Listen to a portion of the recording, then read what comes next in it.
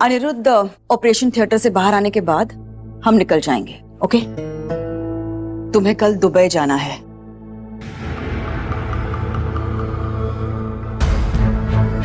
वैसे भी वो इंग्लैंड का प्लान तो कैंसिल हो चुका है, तो एटलीस्ट ये दुबई का शो कर लो।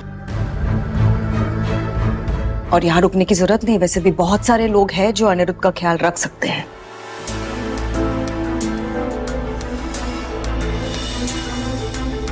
हर्षी बेटा, तुम कल जा रही हो? आंटी, मैं यहाँ रह के भी क्या कर रही हूँ?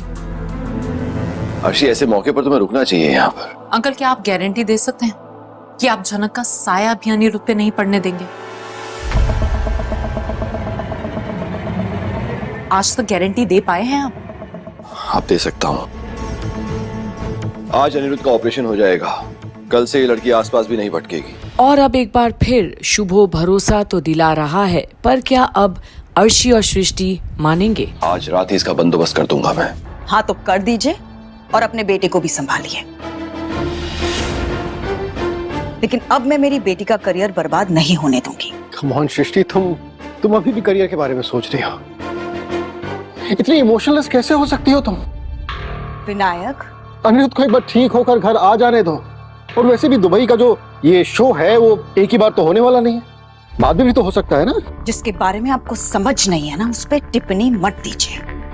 ठीक है, तुम कहती हो समझ नहीं तो हो सकता है, लेकिन तुम तो समझदार हो ना। अच्छा एक बात बताओ, तुम्हारी समझदारी ने एक भी काम ठीक किया है क्या? क्या कहना चाहते हैं आप? हाँ, क्या कहना चाहते हैं कि मेरी बेटी को ऐसे सहने दूं मैं, वो भी किसी तीसरी लड़की की वजह से? झनक बहुत मानती है अनिरुद्ध को, इसलिए यहाँ पर है। और अब विनायक की बातें सुनकर अर्शी भी चौंक जाती है। हमेशा डैड झनक को फेवर करते हैं। डैड प्लीज, अगर आप अंधे बने रहना चाहते हैं तो शौक से बनिए, लेकिन हमसे ये चीज एक्सपेक्ट मत कीजिए। आपको पता भी है, झनक पूरे हॉस्पिटल में अपने आप को अनी की बीवी बोलती फिर रही है। कैसे मान सकता हूँ मैं? हाँ, इसलिए तो कह रही हूं मैं कि जो चीज आपको पता नहीं है उसके बारे में बात मत कीजिए। बहुत ही बेशर्म लड़की है ये, बर्दाश्त नहीं किया जाता इसे, टोटली आउट ऑफ कंट्रोल है। इस लड़की ने मेरे पूरे परिवार को बर्बाद करके रख दिया है। और देखिए, हम सब यहीं पर है, अनी की बीवी यहीं पर है, लेकिन झनक हर चीज का कंट्रोल अपने हाथ में लेकर बैठी है। अरे बहुत चालाक है और उतनी ही बेशर्म है। इसे धक्के मारकर भी अगर हम बाहर निकाल देना तो घूम फिर के वापस यहीं आ जाती है। एक नंबर की कैरेक्टरलेस लड़की है। यहाँ भी आदित्य कपूर के साथ आई है। और अब सारे के सारे बस एक ही चीज की रट लगाकर बैठे हैं, झनक का वहाँ होना उन्हें मंजूर नहीं। और आदित्य कपूर इतना बड़ा स्टार है, मुझे समझ नहीं आता झनक के पीछे पीछे क्यों भाग रहा है। और झनक, उसे तो सब कुछ चाहिए, आदित्य कपूर को भी हाथ में रखना है और अनी भी चाहिए। बहुत सह लिया है, लगता है अब कीचड़ में उतरकर हाथ गंदे करने ही पड़ेंगे।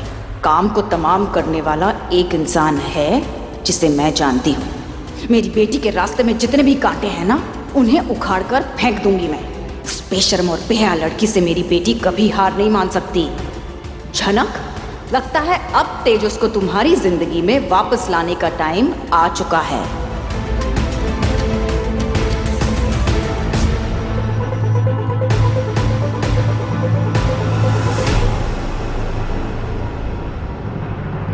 Congratulations, operation is successful. और अब एकाएक ये खुशखबरी मिलते ही सबके चेहरे की रौनक वापस आ ही गई, मन में कुछ भी हो।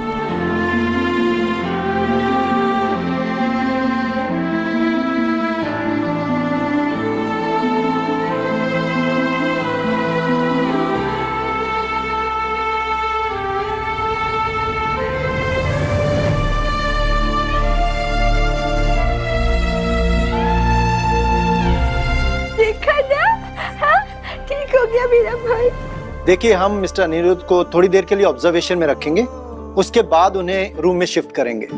इसके बाद मैं मिल सकती हूँ क्या? जरूर, लेकिन थोड़ी देर के बाद। झनक जी, ये सब कुछ आपके कारण हुआ है।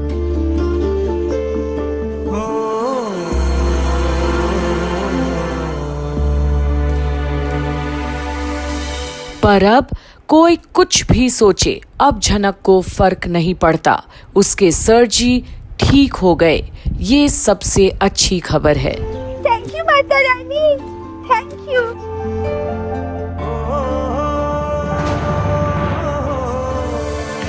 पर बहुत लोगों को अब भी फर्क पड़ रहा है। ये माता रानी जल्दी जल्दी खुशखबरी दो ना। अनिरुद्ध वो सब ठीक है, उनकी कंडीशन स्टेबल है और उन्हें आईसीयू में शिफ्ट कर दिया गया है।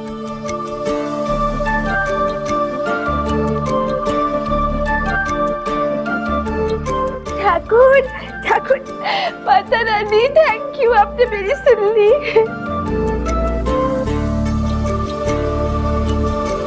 मैं जाऊंगी, मैं सबसे पहले जाऊंगी। हाँ हाँ लालन, मुझे लेके चलो, लेके चलो। आप लोग मिल सकते हैं, बट डॉक्टर ने ज्यादा बात करने के लिए मना किया है।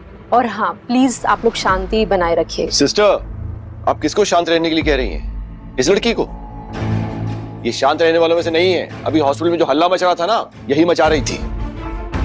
दादा, अपनी बेटी को संभालिए जरा, ये हॉस्पिटल है, यहाँ भी ड्रामा कर रही है। हम बाद में जाते हैं ना, यहीं पे रुक थोड़ा जाए। बाद में क्यों जाएंगे? हाँ अनी मुझसे अभी नहीं मिलेगा क्या? मैंने बोल दिया ना, मैं बस अभी जाऊंगी। चल बोलो तो बोलो।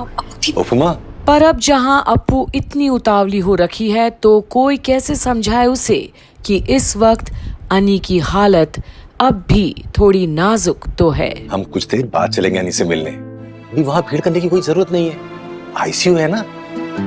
और फिर अनी अभी बीमार भी तो है। लालन, बाबा अपुन ने तो बोला, लेकिन अप्पू सुन नहीं रही है। चुप करो तुम। हाँ नहीं नहीं नहीं नहीं, मैं अभी जाऊंगी, मुझे अभी मिलना है अनी से। हाँ अभी जाऊंगी। चलो चलो चलो चलो झनक चलो। अप्पू दी, आप चलिएगा मेरे साथ, पहले मैं मिलूंगी फिर आप मिल लीजिएगा। हाँ हाँ हाँ। अनी बीमार है, वहाँ बात नहीं कर सकते ज्यादा। थोड़ी देर बाद चले जाना, चलेगा? हाँ ठीक है, थोड़ी देर बाद ही चली जाएंगी अप्पू दी मिलने के लिए, लेकिन ये ऊपर तो चल सकती है ना मेरे साथ। हाँ आप वहाँ जाएंगी तो आपको अच्छा लगेगा ना, क्योंकि आपके भाई वहाँ है। हाँ हाँ। अप्पू दी आईसीयू के बाहर ही वेट कर लेंगी और हम ना बारी बारी से मिलने जाएंगे। हाँ ठीक है, पक्का प्रॉमिस, मैं कुछ नहीं करूंगी वहाँ पे। और अब शुभो को अप्पू की भी दखल अंदाजी पसंद तो नहीं आ रही है, पर वो क्या करे अब। देखा? हाँ झनक कितनी समझदारी से बात करती है, कोई सीखता क्यों नहीं है यहाँ पे?